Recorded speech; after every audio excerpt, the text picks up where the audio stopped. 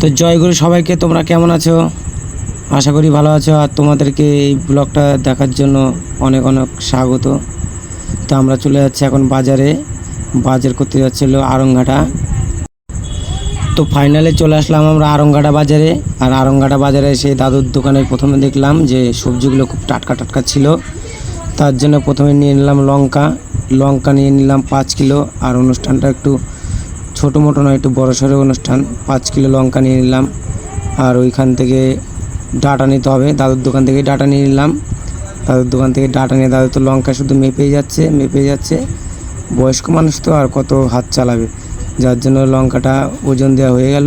ওজন দেওয়া হয়ে গিয়ে দাদুকে বললাম যে দাদু তুমি লঙ্কাটা প্যাক করে রেখে দাও, আমরা অন্য দোকান থেকে সবজি টবজি কিনে, আরও সবজি তো কিনতে হবে, সবজি কিনে তারপরে তোমার দোকান থেকে এই লঙ্কার প্যাকেটটা নিয়ে যাচ্ছি। তারপরে চলে আসলাম আমরা ফাইনালি অন্য দোকানে বেগুন কিনতে। বেগুনও কিনলাম, 10 কিলো বেগুন কিনেছি। 10 কিলো বেগুন কেনা হয়ে যাওয়ার পরে আমরা অলরেডি বাজার করা আমাদের শেষ। দেখো আমরা রাস্তায় হেঁটে হেঁটে চলে যাচ্ছি।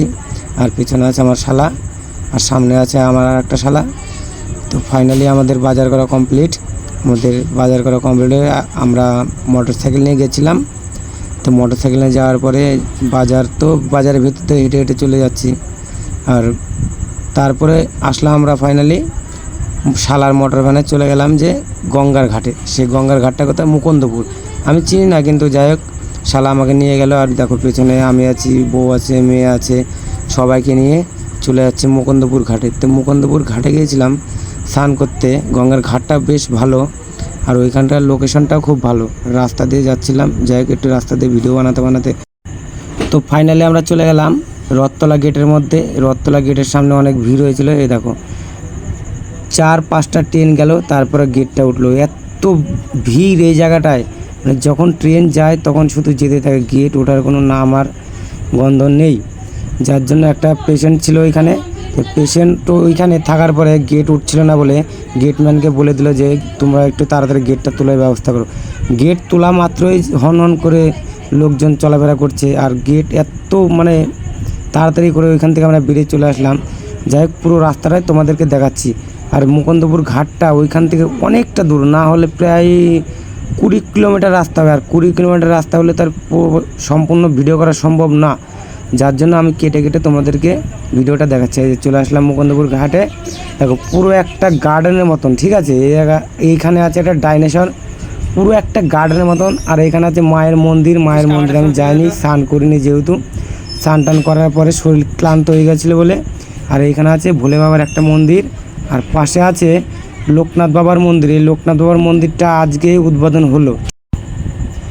আর ওইখানে লোকের সাথে কথা বলে ভীষণ মজা পেলাম, ঠিক আছে? আর হচ্ছে দেখো আমরা স্নান টান করে বাড়িতে চলে এসেছি। আমার বউ এখানে মালা গাচ্ছে, পুজোর মধ্যে অনেক মালা লাগবে। আর এইটা হলো বৌদি, আমাদের ফুলিয়াই বাড়ি, বিয়ে হয়েছে বঙ্কিমনগরে, ঠিক আছে? বৌদিকে বললাম যে একটু হাই করে দাও সবাইকে। বৌদি হাই করে দিচ্ছে। আর বৌদি দেখো ফল কাটছে একাই, পাশে কেউ হেল্প করার মতন কিছু নেই। হাই করে দিতে বললাম, বৌদি হাই করে দিল।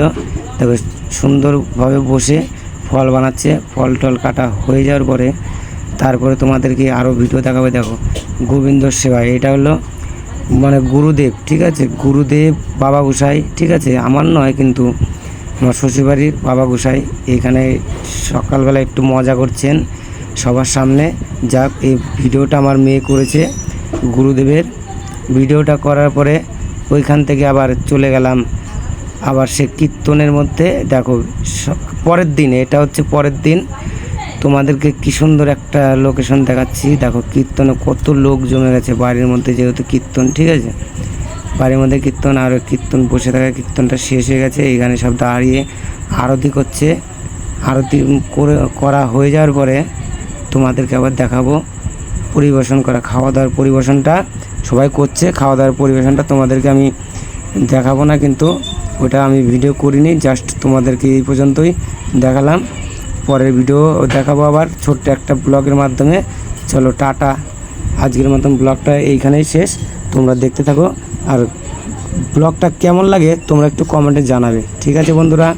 চলো টাটা, সবাইকে শুভ দিন, শুভরাত্রি, সবাই ভালো থেকো।